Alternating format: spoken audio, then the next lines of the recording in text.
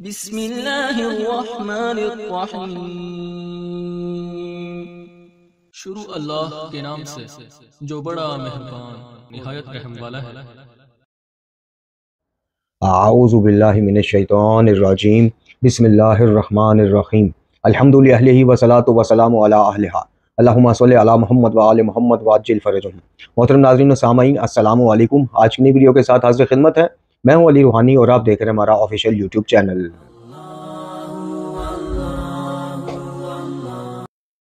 मोहतरम नाज़रीन व सामीन, आज का हमारा जो दर्स है वो, जैसा कि थंबनेल और टाइटल से आपको अंदाज़ा हो गया होगा, हम इमामुल मुवाहिदीन के मकतब पे जो गालियों ने तबाहकारी और शब-खून मारा है उसके सिलसिले में कुछ चीज़ें लेके आपकी खिदमत में आज हाजिर हुए हैं। उनमें से एक गलूफ़ और गाली की तारीफ़, गलूफ़ की तारीख़, आइमा अहले बैत अलैहिस्सलाम के दौर के मशहूर चंद गालियों के नाम और कुछ गालियों के फ़िरके जो जनाब अमीरुल मोमिनीन अली बिन अबी तालिब अलैहिस्सलाम के दौर से अब तक चले आ रहे हैं, ये बताएंगे। इनके सबब जो है मकतब को नुकसान क्या हुआ, उस मकतब को, यानी देखिए कि ये वो मकतब है कि जो बाद नबी खुदा सल्लल्लाहु अलैहि वसल्लम, जिसकी निगरानी, जिसके कायम मकाम जो हैं, जिसकी हिफाजत पे मामूर जो हैं वो इमाम मासूम रहे हैं जी। और हर इमाम जो है बाद नबी खुदा सल्लल्लाहु अलैहि वसल्लम अपने अपने दौर का इमामुल मुवाहिदीन है, यानी उनसे बड़ा उनके दौर का ना कोई मुवाहिद होता है, ना मुबल्लिग होता है, ना आलिम होता है जी, ना मुत्तकी होता है, ना पारसा, ना परहेजगार होता है, ना ही कोई मार्फत में उनसे आगे बढ़ सकता है। लेकिन बदकिस्मती देखिए कि आज सबसे ज़्यादा जो गालियत और मलंगियत की छाप है वो इसी मकतब पे आपको नजर आएगी।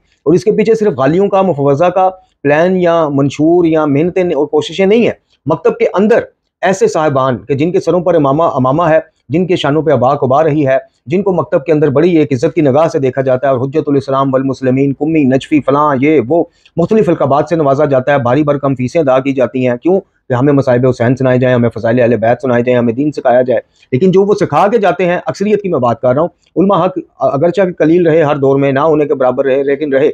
और इनके आगे उन्होंने सब बंदी भी की गालियों और मुफव्वज़ा और मलंगियों के आगे, लेकिन वो उंगलियों पे आप गिन सकते हैं जितने उलमा हक रहे हर दौर में। आज के दौर से ही आप अंदाज़ा लगा लें जी। लेकिन जो अक्सरियत है उन्होंने पूरा पूरा इनको जो है ना सपोर्ट फ्राहम की गालियों को, यानी नीचे गाली जाकर को बात करता है, जब उसका आप इल्मी तौर पे गिरेबान पकड़ते हैं, इल्मी तौर पे उसका गर्दन दबोचते हैं, तो वो जनाब आपको एक मशहूर और मारूफ किसी शख्सियत की किताब ला के दे देगा। मशहूर बाबा जी हैं, उनकी किताब से हवाला दे देगा, दीगर अकाबरीन या बुजुर्गवारों की किताबों से हवाला दे देगा, या फिर मौजूदा दौर के किसी एक मुजतहिद का फतवे का वो आपको हवाला दे देगा कि जनाब ये नहीं, इनको एतराज़ नहीं, ये कहते हैं जायज़ है, कोई शिकाल नहीं, फलाना है, तो आपको क्या एतराज़ है, या हम कौन सा पल्ले से पढ़ रहे हैं। बहरहाल, तो ये इस मजलूम मकतब की दास्तान है कि जो बिल्कुल खालिस, निखरा और खरा मकतब था, कि जिसका वाहिद ये मकतब था, जिसका सिलसिला जो है वो ऐसा खालिस तरीन था कि नीचे से 12वीं सरकार से आप शुरू होते थे और पहले मासूम तक सल्लल्लाहु अलैहि वसल्लम तक आप इजीली, बगैर किसी रुकावट के, बगैर किसी इख्तिलाफी मौजों के आप जनाब वहाँ पे चले जाते थे। लेकिन आज ऐसी छापें लगा दी गई हैं, ज़ईफ़ रवायात को वाज़िह कुरानी आयात के मुकाबिल ला खड़ा किया गया, बल्कि उन पर मुकद्दम समझा गया। यानी कुरान ने किसी चीज़ की हदबंदी की है वाज़िह तौर पर, तावील के नाम पर, इसको कोई मोहम्मद वाले मोहम्मद अलैहिस्सलाम के नाम पे समझ ही नहीं सकता, उनके अलावा कुरान को कोई समझ ही नहीं सकता। इसके नाम पर, अकीदत के नाम पर, मवद्दत के नाम पर मौला अली के फ़ज़ाइल में शक करोगे तो जनाब मुकस्सर हो जाओगे, और मुकस्सर ये है, फलां है। हालांकि मुकस्सर को खुद आइमा मासूमीन कहते हैं कि उसको हम कबूल कर लेंगे, गाली को हम कबूल नहीं करेंगे। ये वो वाहिद बदबख्त और नजस तबका है गालियों का कि जिनको आइमा तहार ने, जिनका सोशल बाइकाट करने का बाकायदा हुक्म दिया है, और यहाँ तक फरमाया है कि गालियों से दोस्ती रखने वाला हमसे दुश्मनी रखता है, और इनसे दुश्मनी रखने वाला हमसे दोस्ती रखता है।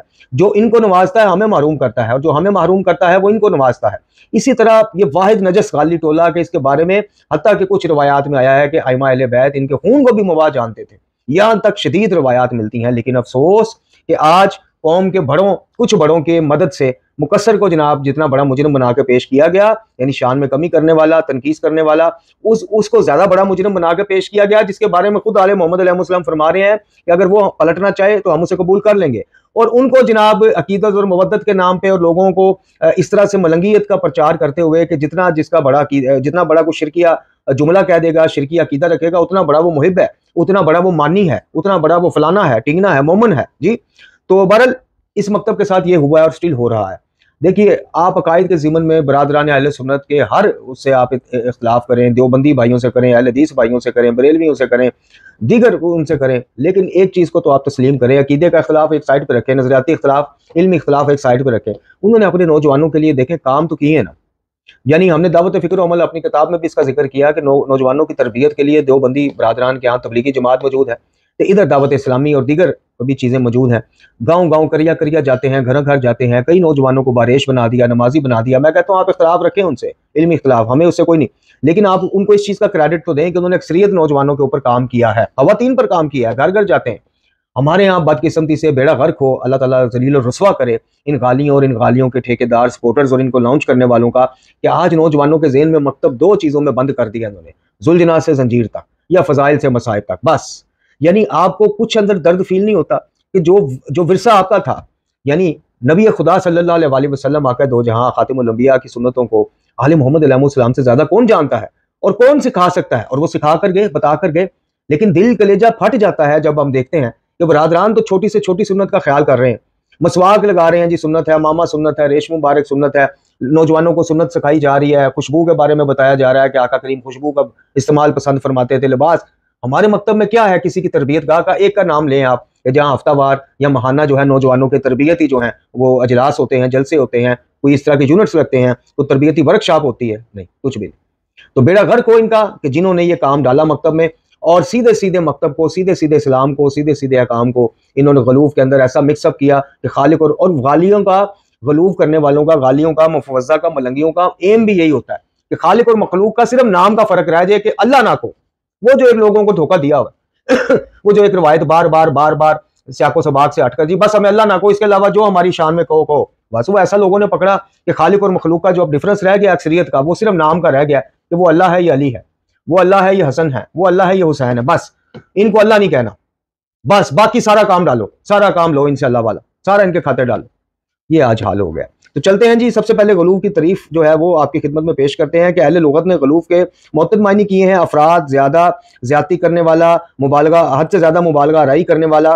लेकिन जो मायने गलूफ के इस्तिलाही मफहूम से ज़्यादा मुताबिकत रखता है वो है किसी चीज़ को उसके मुकाम से बढ़ा देना, उसके हद से बढ़ा देना, और उसका दायरा कार जो है उससे ज़्यादा उसको वसअत दे देना, ये गलूफ कहलाता है, और ऐसा करने वाला गाली कहलाता है। शेख मुफीद अलैहिर्रहमा भी इसकी तारीफ में लिखते हैं कि गलूफ लुगत में हद से गुजरना या इतदाल से खारिज होने को कहते हैं। अंबिया और आइमा के हक में हद से बढ़ जाने का नाम गलूफ है। इसी तरह खुदावंद मिताल ने कुरान मजीद फुरकान हमीद में भी अल्लाह रब्बुल इज़्ज़त ने जनाब ईसाइयों के गलूफ के बारे में बताया है। यहूद और नसारा के कोई उज़ैर को अल्लाह का बेटा जनाब उज़ैर को मान रहा है, जनाब ईसा इब्न मरियम अलैहिस्सलातु वस्सलाम को मान रहा है, और दीगर उनका, और बार बार कुरान में, अब आप देख लीजिए कुरान मजीद में बार बार कहा गया है, अहले किताब को मतवज्जो किया गया है कि हद से मत गुजरो, अल्लाह हद से गुजरने वालों को पसंद नहीं करता, अपने दीन के बारे में गलूफ ना करो जी। तो इसको कुरान में भी इसकी शदीद मजम्मत की गई है, और इसकी जो इकसाम है वो एक अलहाद से जुड़ी हुई है, गलूफ अलहादी की, उसको अलहादी बोला जाता है, और ये गलूफ इस ज़ात है। और इसका मतलब ये है कि हम पैगम्बर इस्लाम सल्लल्लाहु अलैहि वसल्लम या आइमा हुदा या किसी भी शख्स के बारे में ज़्यादा गोई करें और इन्हें खुदा या खुदा के अर्ज़ में समझें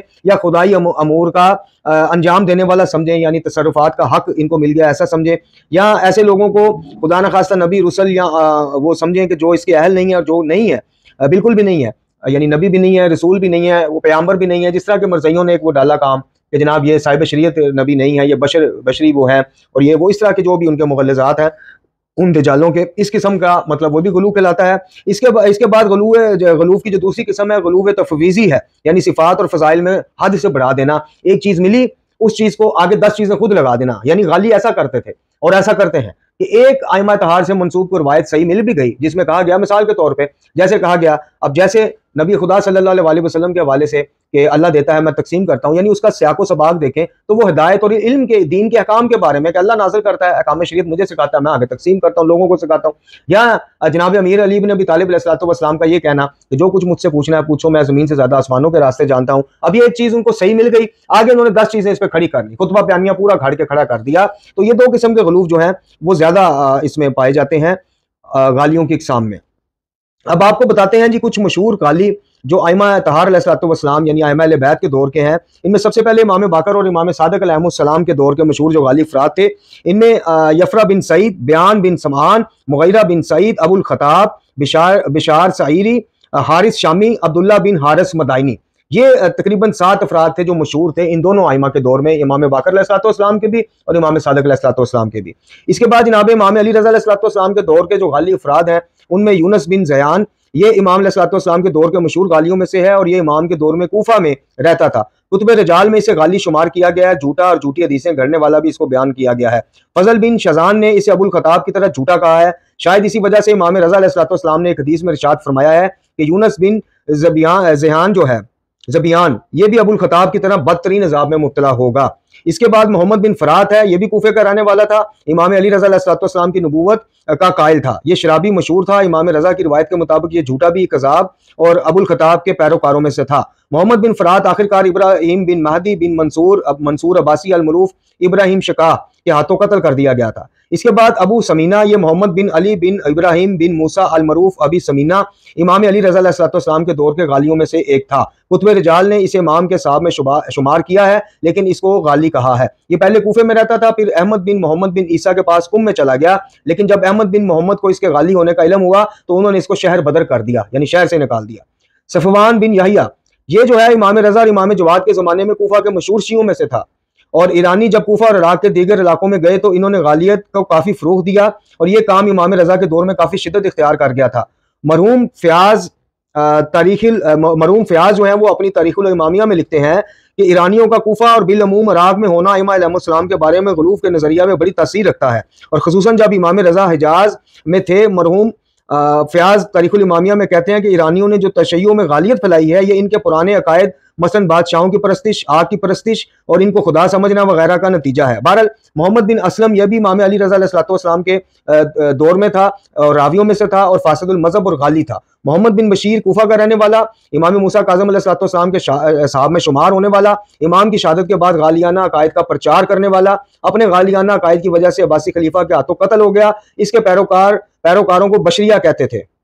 इमाम जवाद अलैहिस्सलाम के दौर के जो मशहूर गाली अफराद हैं, इनमें हाशिम बिन अबी हाशिम, जाफर बिन वाकद अबुल उमर, अहमद बिन मोहम्मद सयारी, इसी तरह हसन बिन अली बिन अबी उस्मान, और इसी तरह जनाब मोहम्मद बिन अब्दुल्ला बिन महरान, मोहम्मद बिन फजील और खबीरी बिन अली बिन तहान, दाऊद बिन कसीर, और इसके अलावा ताहिर बिन हातम, मोहम्मद बिन असलम, मोहम्मद बिन जमूर, मोहम्मद बिन सलमान दैलमी, मोहम्मद बिन सदका, हब्बान, अली बिन अबी हमजा बताइनी, मोहम्मद बिन सनान, अब्दुल्ला बिन हबला, ये सब वो गाली हैं जो इमाम अली रज़ा अलैहिस्सलाम के असहाब में भी शुमार होते थे।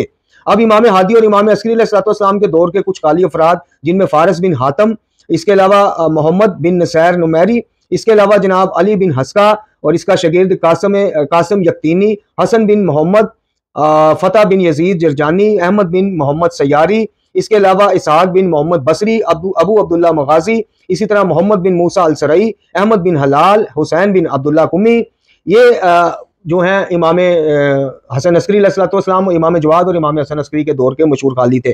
अब गैबत सुगरा के दौर के कुछ मशहूर गाली अफराद के भी नाम सुनते जाइए, जिनमें मोहम्मद बिन मूसा शरई, मोहम्मद बिन नुसैर नुमैरी, इसी तरह मोहम्मद बिन अली बिन बलाल, अहमद बिन हलाल, इसी तरह जनाब हुसैन बिन मंसूर हलाज, मोहम्मद बिन अली, इसी तरह जनाब हातम बिन मूसा और दीगर के कुछ नाम आते हैं। असली अहले बैत के जो गाली फिरके रहे हैं शुरू से, इनमें अहद इमाम अली इब्न अबी तालिब अलैहिस्सलाम में एक सबाया फिरका जो मंसूब था अब्दुल्ला बिन सबा से, और अब्दुल्ला बिन सबा की शख्सियत और अकायद के बारे में दो तरह के इल्म में जिक्र हुआ है, इल्म तारीख और इल्म नहल में। पहली बार अब्दुल्ला बिन सबा का जिक्र तिबरी ने अपनी किताब सैफ बिन अमरू का एक कौल नकल करते हुए कहा कि वो सना का रहने वाला एक यहूदी था, इसकी माँ स्याहपोश थी और खलीफा सौम के ज़माना में मुसलमान हुआ ताकि मुसलमानों में फसाद करवाए। यह तारीख तिबरी ने लिखा है।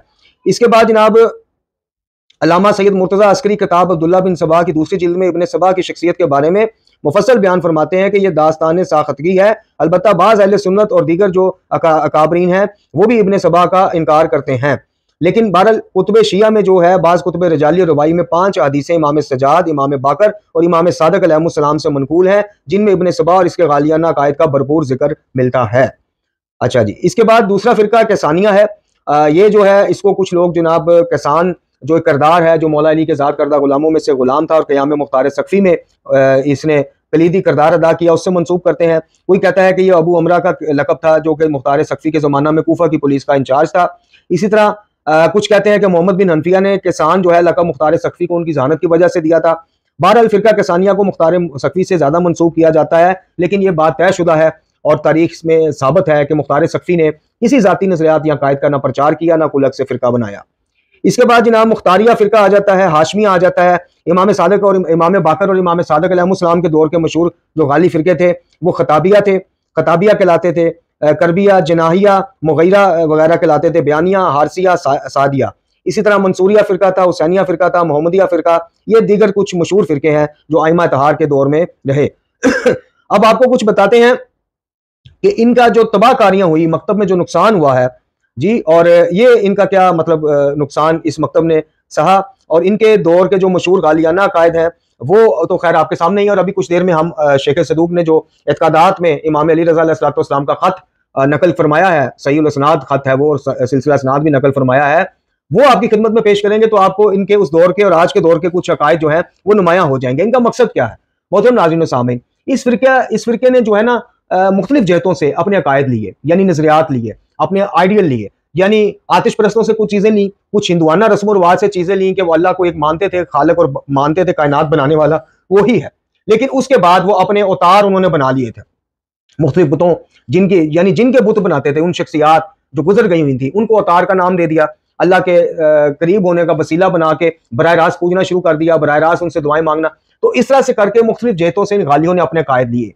किसी इमाम से कोई करामत जब होती थी या जैसे कोई मौजज़ात सरंजाम पाते थे इनके हाथों में बहुक्म इलाही मोहम्मद वाले मोहम्मद अलैहिस्सलाम के, तो ये इनको बजाय इस चीज़ से कि रब की हकानियत की तरफ आते, ये उसी हस्ती के जिसके हाथ पे करामत या मौजज़ा ज़ाहिर होता था उसके बारे में गलूफ से भरे अकीदे और नजरियात का इजहार और प्रचार शुरू कर देते थे।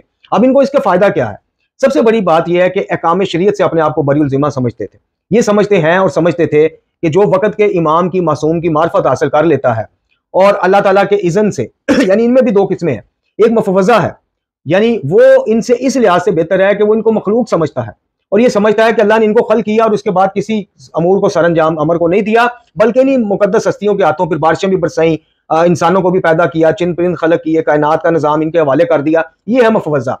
लेकिन जो गाली बदबख्त नजस है उनका अकीदा ये नहीं है, वो खालिक और मखलूक में हलूल के माज़अल्लाह कायल है।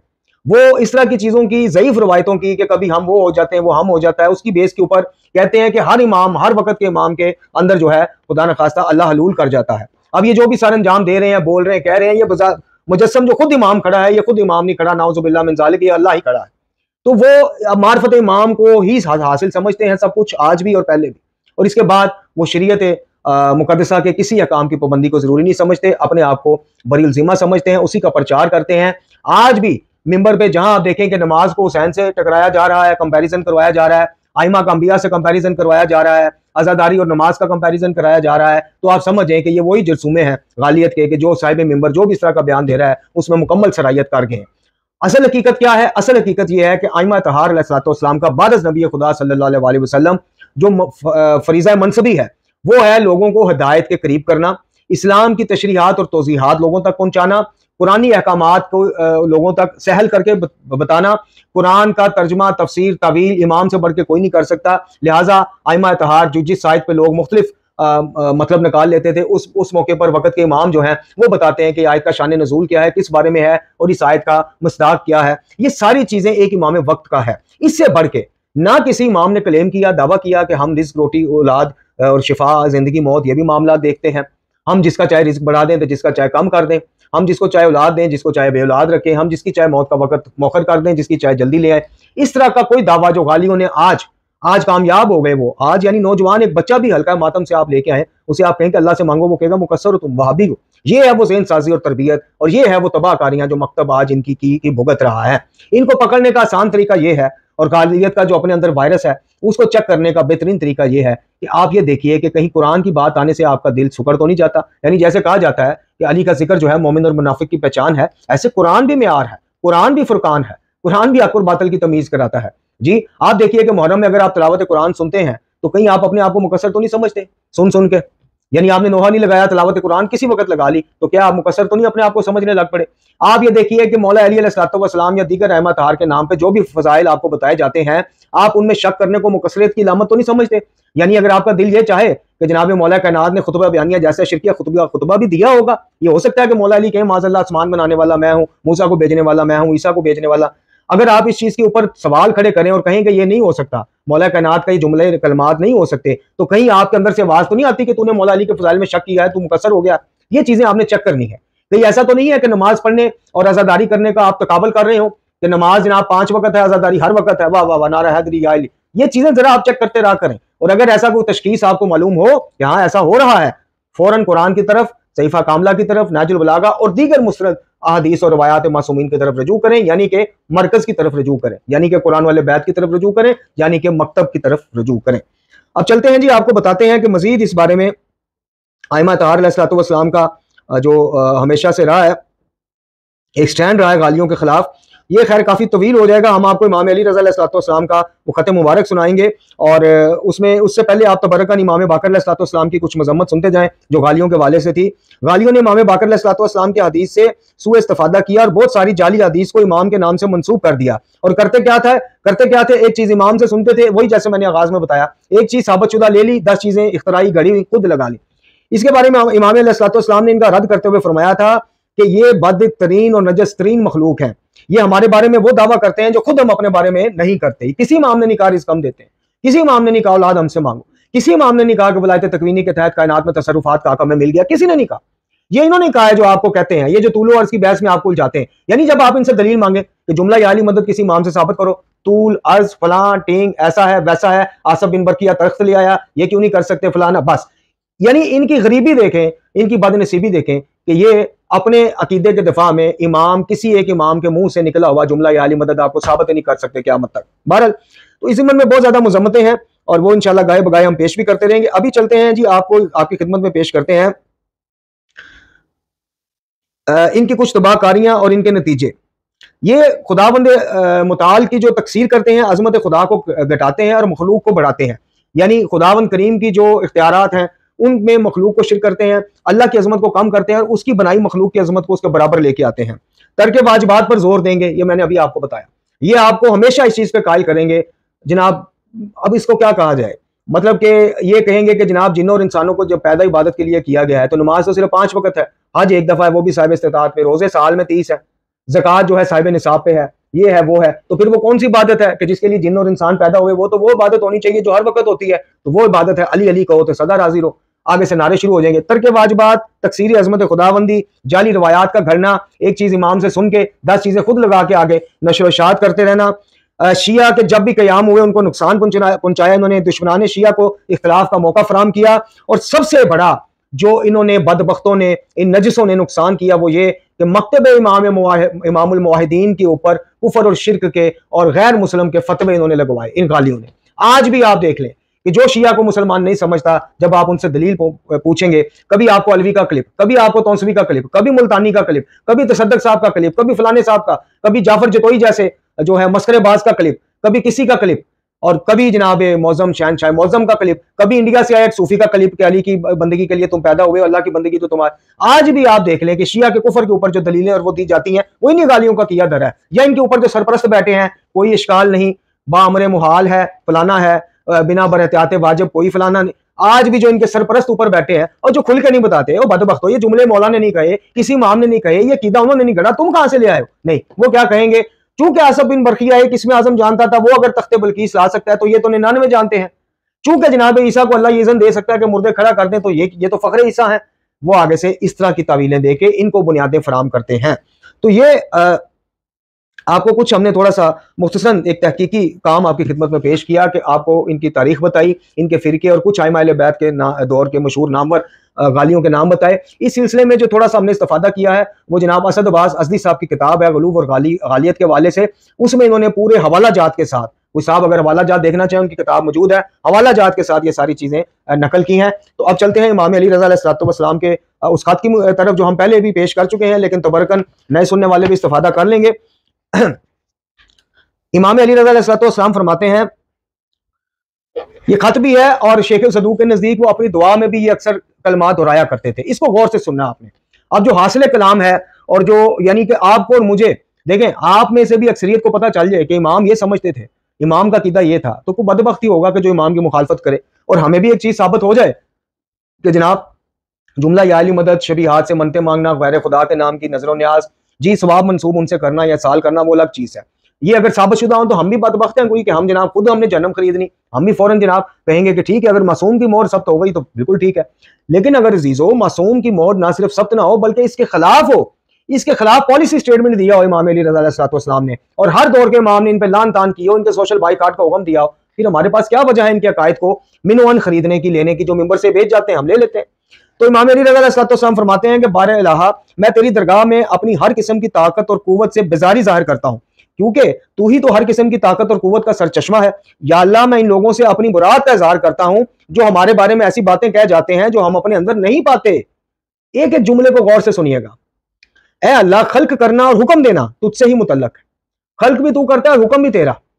हम तो तेरी इबादत करते हैं और हम तुझे ही से मदद मांगते हैं। लीजिए, इया का नाबुदु व इया का नस्ताईन की मनपसंद तवीलें करने वाले सूफी हजरात से दीन लेने वाले, चले वहां तो तवीलें आप कर लेते हैं। ये तो इमाम का सीधा सीधा खत है, इमाम की दुआ है कि हम तुझी से मदद मांगते हैं। यानी इमाम रज़ा अलैहिस्सलाम ये कह रहे हैं।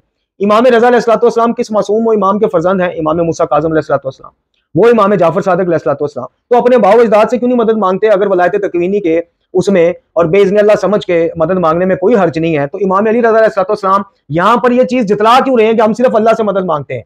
क्यों नहीं कहा कि अल्लाह तेरे दिए हुए से हम अपने बाव अजदाद से भी मदद मांगते हैं, तेरी इज़्न और अता से इनको कायनात में तूने तसर्रुफात का हक दिया है, हम इनको भी बराह रास्त पुकार लेते हैं। क्यों नहीं कहा? ये आपने सोचना है। तू ही हमारा खालिक है, हमारे अवलीन और आखरीन अबाव अजदाद का खालिक भी तू, माबूदियत उल्वियत की सलाहियत फकत तुझी में है। ऐ पालने वाले, तू निसारा पर लानत कर, क्योंकि इन्होंने तेरी अजमत को घटाने की कोशिश की, और इन लोगों पर भी लानत कर जो तेरी मखलूक में से नसरानियों के हम ख्याल हैं।